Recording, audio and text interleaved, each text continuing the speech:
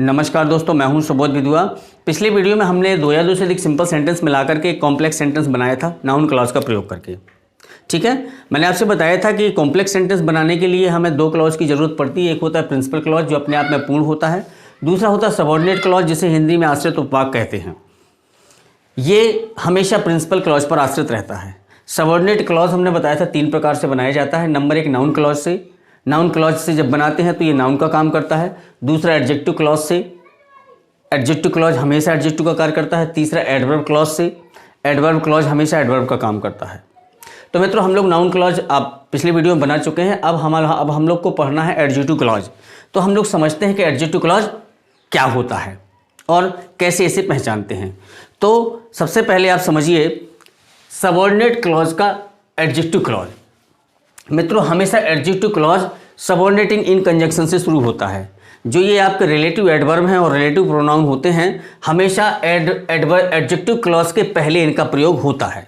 ठीक है, यानी अगर टाइम की बात है तो व्हेन लगाएंगे आप, लेकिन इनके अर्थ हमेशा जा से निकालते हैं। जो भी सबऑर्डिनेटिंग कंजंक्शन आप एडजेक्टिव क्लॉज में लगाओगे, इनका अब हिंदी अर्थ जा से निकलेगा। व्हेन मीन्स अभी हमने नाउन क्लॉज में जैसे कि कब, कि कहाँ, की जब निकाला था वो नाउन क्लॉज था, लेकिन एडजेक्टिव क्लॉज में इन सब का अर्थ अब जा से शुरू होगा। जैसे टाइम की बात होगी तो व्हेन का ही प्रयोग करेंगे। व्हेन का अर्थ जब लगाएंगे।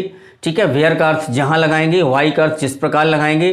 कारण दिया होगा तो वाई लगाएंगे। अगर तरीका दिया होगा तो हाउ लगाएंगे। हु मीन्स जो, ये सजीव जीवित व्यक्तियों के लिए होता है। हु करता होता है। हु जिसका, ये आपका संबंध कारक है, पजेसिव केस है। और हुम जिसे, ये आपका ऑब्जेक्टिव केस है। विच और दैट निर्जीव वस्तुओं के लिए लगाया जाता है। तो मित्रों, इसकी मुख्य पहचान ये हुई कि एडजेक्टिव क्लॉज के पहले हमेशा सबऑर्डिनेटिंग कंजंक्शन का प्रयोग होता है। ठीक है, अब बात करते हैं एडजेक्टिव क्लॉज की कि यदि दो क्लॉज दिए हैं तो हम एडजेक्टिव क्लॉज कैसे पहचानें।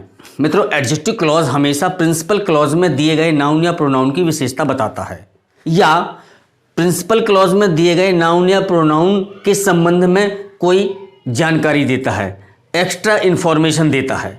ठीक है, से दो वाक्य दिए। ठीक है, एक वाक्य में आपका ये दिया है नाउन, प्रोनाउन, और इसकी इंफॉर्मेशन, इसकी जो विशेषता है या कोई जानकारी है वो दी है इस सेंटेंस में। तो आपका जहां पर विशेषता दी है ना, इसी सेंटेंस को एडजेक्टिव क्लॉज में बदलेंगे और ये आपका कहलाएगा प्रिंसिपल क्लॉज। लेकिन एक बात ध्यान रखें, हमेशा एडजेक्टिव क्लॉज में जब आप सबऑर्डिनेटिंग कंजंक्शन से इस क्लॉज को शुरू करेंगे, उससे पहले प्रिंसिपल क्लॉज का वो नाउन दिया होगा जिसकी ये विशेषता बताता है। ठीक है, यानी एडजेक्टिव क्लॉज जिस नाउन या प्रोनाउन की विशेषता बताएगा, जिस नाउन या प्रोनाउन के विषय में अतिरिक्त जानकारी देगा, वह नाउन हमेशा इन सबऑर्डिनेटिंग कंजंक्शन से पहले प्रयोग होता है। अगर सबऑर्डिनेटिंग कंजंक्शन से पहले नाउन नहीं लिखा है, नहीं लगाया है, नहीं दिया है, तो वो एडजेक्टिव क्लॉज नहीं हो सकता है। चलिए मित्रों, हम पहले समझते हैं एडजेक्टिव क्या है और एडजेक्टिव क्लॉज क्या है। मित्रों, जैसे एडजेक्टिव क्या होता है आपने देखा, मैंने लिखा कि a greedy seller is Rustam. ठीक है, एक लालची विक्रेता रुस्तम है। ठीक है, अब यहां क्या हुआ, ये आपका एडजेक्टिव और नाउन दिया।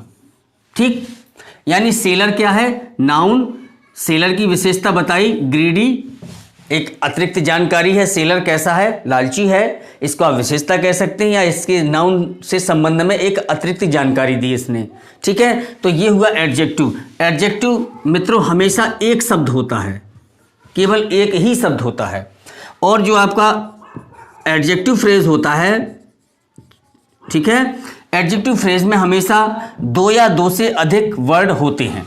ठीक है, जो ये भी नाउन या प्रोनाउन के विषय में अतिरिक्त जानकारी देते हैं। जैसे इसी सेंटेंस को मैं आगे बढ़ा दूं कि a greedy seller in the village is Rustam. एक पूरा सेंटेंस हुआ। देखें, मैंने बोला एक greedy seller in the village is Rustam. अब देखिए, ये इतना बड़ा सेंटेंस ये बना। ठीक है, इसमें नाउन वही सेलर है, मैंने अ ग्रीडी सेलर को ही इसमें कनेक्ट किया है। मैं ये आपको समझाना चाह रहा हूँ कि एडजेक्टिव क्या होता है और एडजेक्टिव फ्रेज क्या होता है, फिर हम एडजेक्टिव क्लॉज को आगे देखते हैं।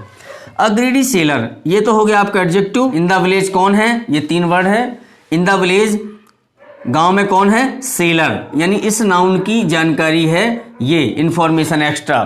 तो अगर ये सिंगल वर्ड होता तो एडजेक्टिव होता, और जब एक से अधिक शब्द हैं तो ये क्या कहलाया, एडजेक्टिव फ्रेज। यानी अ ग्रीडी, ग्रीडी एडजेक्टिव हो गया, ये आपका नाउन हो गया और ये आपका फ्रेज हो गया। ठीक है, अब मैं बात करता हूं एडजेक्टिव क्लॉज की। अब ये आपको समझना है एडजेक्टिव क्लॉज क्या होता है। मैंने बताया कि एडजेक्टिव क्लॉज हमेशा सबऑर्डिनेटिंग कंजंक्शन से शुरू होता है, जिसका हिंदी अर्थ जा से निकलता है। और एक बात और बताई थी कि ये सबऑर्डिनेट क्लॉज जिस नाउन को भी मॉडिफाई करता है, जिस नाउन की भी विशेषता बताता है, जिस नाउन के विषय में भी अतिरिक्त जानकारी देता है, वो नाउन भी इन सबऑर्डिनेटिंग क्लॉज से पहले लिखा जाता है। यानी आपका एडजेक्टिव जो फ्रेज होता ना, इसमें ना कर्ता होता है, ना क्रिया होती है, ना सबऑर्डिनेटिंग कंजंक्शन होता है, लेकिन एडजेक्टिव क्लॉज में खुद का सब्जेक्ट होता है, खुद की वर्ब होती है और सबऑर्डिनेटिंग कंजंक्शन से शुरू होता है। इसी सेंटेंस को देख लीजिए, मैं बनाता हूं।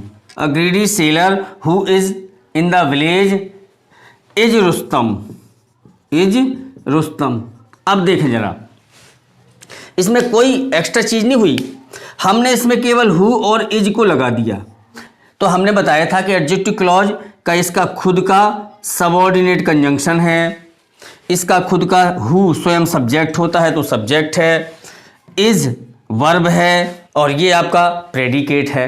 ठीक है मित्रों, तो आपका इसमें एडजेक्टिव क्लॉज कितना कहलाया कि who is in the village. अब देखना, अ ग्रीडी सेलर, एक लालची विक्रेता, who is in the village, जो गांव में है, इज रुस्तम, वह कौन है, रुस्तम है। अब देखिए, जब ये पूरा एक क्लॉज बन गया, एडजेक्टिव क्लॉज है ये, यानी इसमें हमने पहले नाउन को देखा, हमने इस फ्रेज को भी देखा, है ना, फिर नाउन और फ्रेज के बीच में हमने आपका सबऑर्डिनेटिंग कंजंक्शन भी लगाया और अपना सब्जेक्ट भी लगाया और उसकी वर्ब भी हो गई। तो अंतर क्या हुआ, एडजेक्टिव फ्रेज में ना सब्जेक्ट होता है, ना सबऑर्डिनेटिंग कंजंक्शन होता है, ना वर्ब होती है, लेकिन एडजेक्टिव क्लॉज में सबऑर्डिनेटिंग कंजंक्शन भी होता है, इसके बाद सब्जेक्ट भी होता है और वर्ब भी होती है। अब देखें, अगर हम इन दो, अब इसमें प्रिंसिपल क्लॉज भी है, एडजेक्टिव क्लॉज भी हो गया है, अगर हम इनको अलग करना चाहें तो हमें इसको अलग भी करने में आसानी होगी। आप तो केवल ये समझ लीजिए कि एडजेक्टिव क्लॉज इतना है तो ये वाक्य एक हो गया और ये और पीछे का हिस्सा ये एक सेंटेंस हो गया।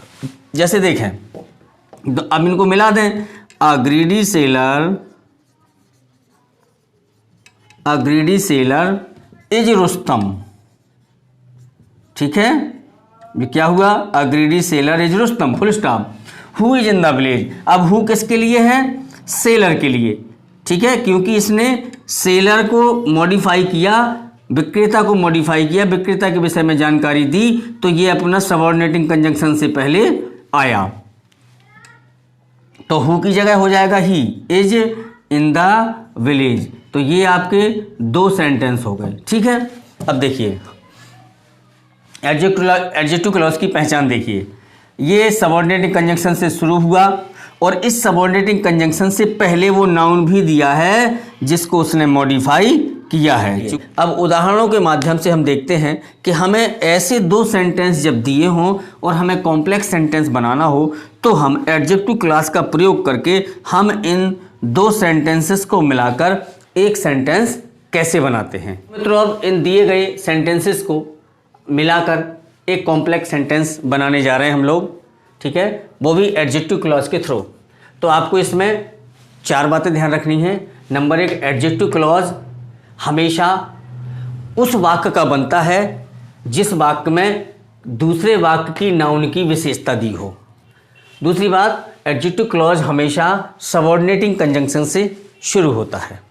ठीक है, यानी जो जहां भी एडजेक्टिव क्लॉज बनाएंगे वो एडजेक्टिव क्लॉज हमेशा सबऑर्डिनेटिंग कंजंक्शन से शुरू होता है। तीसरी बात, जिस नाउन की विशेषता बताता है, एडजेक्टिव क्लॉज जिस नाउन की विशेषता बताता है वह नाउन हमेशा इन सबऑर्डिनेटिंग कंजंक्शन से पहले प्रयोग किया जाता है।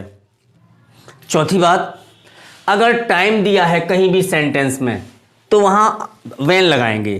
कहीं किसी सेंटेंस में वेयर के लिए कहा गया है, मीन्स स्थान बताया गया है, तो वेयर लगाएंगे। किसी सेंटेंस में अगर रीजन कारण की कोई बात है तो आप वाई से जोड़ देंगे सीधा सीधा। और अगर किसी सेंटेंस में आपका मेथड दिया है, तरीका दिया है कि कैसे किया, कैसे, तो हाउ लगा देंगे। इसके बाद अगर सजीव सब्जेक्ट को रिमूव करना है तो हु, हुज, हुम का प्रयोग करेंगे। हु सब्जेक्ट के रूप में आता हमेशा, हुज आपका पॉजेसिव केस है और हुम आपका ऑब्जेक्टिव केस के अंतर्गत आता है। विच और दैट हमेशा निर्जीव वस्तु के लिए प्रयोग किया जाता है। तो देखें पहला example, he lives in the village, this is the village. हमें चेक करना है कि किस नाउन की विशेषता किस क्लॉज में दी है, किस सेंटेंस में दी है। This he lives in the village, वह इस गांव में रहता है। दिस इज द विलेज, ये वही गांव है, ठीक है, यानी वह गांव में रहता है, ठीक है, ये वही गांव है। तो इस गांव के विषय में यहां बताया गया है, ठीक। दूसरी बात, मैंने अभी बताया कि अगर कोई स्थान दिया हो, विलेज दिया है, गांव क्या है, स्थान है, तो आप स्थान के लिए वेयर लगाएंगे।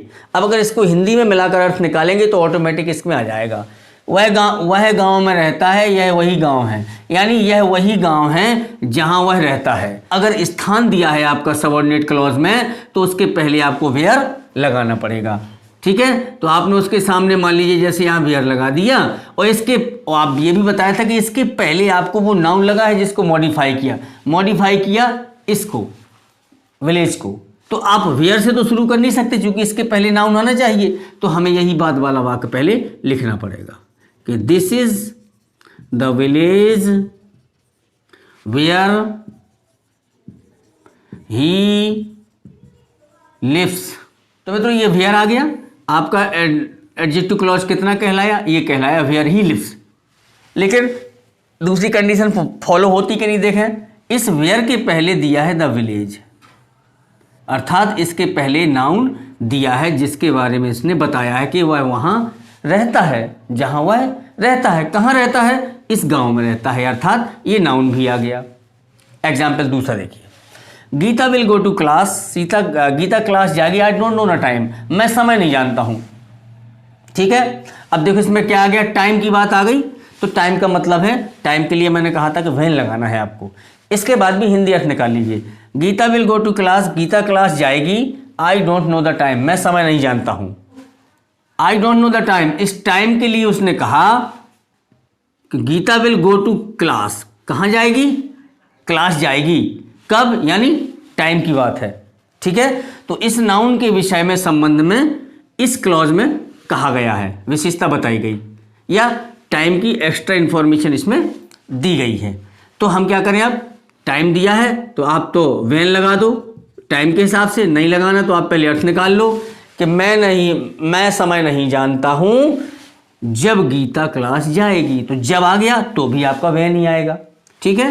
तो I don't know the time when Geeta will go to class. अब when Geeta will go to class ये क्या कहला गया, ये कहला गया आपका एडजेक्टिव क्लॉज।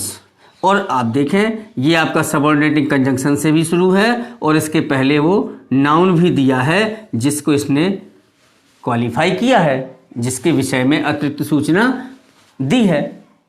तीसरा, आई सॉ माई फ्रेंड, मैंने अपने मित्र को देखा, ही वॉज ब्लाइंड, वह अंधा था। तो मैंने अपने मित्र को देखा, वह अंधा था, ठीक है। तो मैंने किसको देखा, अपने मित्र को देखा। मित्र की विशेषता क्या है, मेरा मित्र कैसा था, ब्लाइंड था, अंधा था, ठीक है। अगर सीधे आप अर्थ निकालेंगे जा से इनके हिसाब से तो सीधे भी जोड़ सकते हो कि मैंने अपने मित्र को देखा जो अंधा था। अगर ऐसा भी नहीं करना है तो आप ध्यान दें एक बात का कि पहले वाक्य का ऑब्जेक्ट और दूसरे वाक्य का सब्जेक्ट अगर मैच करता है, एक ही व्यक्ति या वस्तु के लिए है, अगर व्यक्ति के लिए है तो आप हु लगा देंगे, अगर वस्तु के लिए है तो दैट या विच लगा देंगे, करेक्ट। तो और अगर ऐसा नहीं करना है, आपको चेक करना है, तो आप चेक कर लें कि माई फ्रेंड का जो विशेषता है वो इस क्लॉज में बताई गई, ये विशेषता इस क्लॉज में बताई गई। तो ये प्रिंसिपल क्लॉज आपने लिखा कि आई सॉ माई फ्रेंड जो, तो ही की जगह हो गया हु वॉज ब्लाइंड। अब इसमें हमने सीधे सीधे लिख दिया हु कंजक्शन भी है और सब्जेक्ट भी है, नॉमिनेटिव केस भी कहलाता है। तो हु वॉज ब्लाइंड ये आपका क्या हुआ, एडजेक्टिव क्लॉज, दो मिलाकर के एक बन गया, और ये आपका कहलाया प्रिंसिपल क्लॉज। ठीक है, चौथा देखें, ही हैज़ अ वॉच, उसके पास एक घड़ी है, the watch gives correct time. He has a watch, उसके पास एक घड़ी है, क्या है, घड़ी है, घड़ी क्या करती है, करेक्ट टाइम देती है। ठीक है, तो इस वॉच की विशेषता क्या है कि वो करेक्ट टाइम देती है, यानी इस नाउन की विशेषता इस सेंटेंस में दी है, तो जिसमें विशेषता दी है वो आपका एडजेक्टिव क्लॉज कहलाएगा। मैंने और उस सबऑर्डिनेटिंग कंजंक्शन आएगा, और सबऑर्डिनेटिंग कंजंक्शन के पहले वो नाउन आएगा जिसकी विशेषता बताई गई है। तो देखें, ही हैज़ अ वॉच, उसके पास एक घड़ी है, जो ये निर्जीव है ना वॉच, इसका ऑब्जेक्ट इसका सब्जेक्ट मैच कर रहा, निर्जीव है तो विच आ जाएगा या that, which gives correct time. तो मित्रों विच से शुरू हुआ तो ये आपका क्या है, एडजेक्टिव क्लॉज है, और इस सबऑर्डिनेटिंग कंजंक्शन से पहले वो नाउन भी दिया है जिसे उसने क्वालिफाई किया है, या जिसकी विशेषता बताई है, या जिसके विषय में अतिरिक्त जानकारी दी है। तो मित्रों ये था एडजेक्टिव क्लॉज। एडजेक्टिव क्लॉज में 2-3 बातें ध्यान रखनी पड़ेंगी। नंबर 1, एडजेक्टिव क्लॉज हमेशा प्रिंसिपल क्लॉज में दिए गए नाउन या प्रोनाउन की विशेषता बताता है। एडजेक्टिव क्लॉज हमेशा सबऑर्डिनेटिंग कंजंक्शन से शुरू होता है, और एडजेक्टिव क्लॉज में जब आप सबऑर्डिनेटिंग कंजंक्शन प्रयोग करेंगे तो इस सबऑर्डिनेटिंग कंजंक्शन के पहले वही नाउन लिखा जाता है, उसी नाउन का प्रयोग होता है जिसके विषय में ये जानकारी देता है या जिसको ये क्वालिफाई करता है। ओके मित्रों, निकालिए एक्सरसाइज, करिए बढ़िया, और इस फिर भी कोई समस्या है तो आप मुझे कमेंट बॉक्स में कमेंट करिए, मैं आपकी प्रॉब्लम का समाधान करने का जल्दी से जल्दी प्रयास करूंगा। और मेरे चैनल को सब्सक्राइब भी कर लीजिए, पसंद आए तो लाइक करिए। मिलते हैं नेक्स्ट वीडियो में, नमस्कार।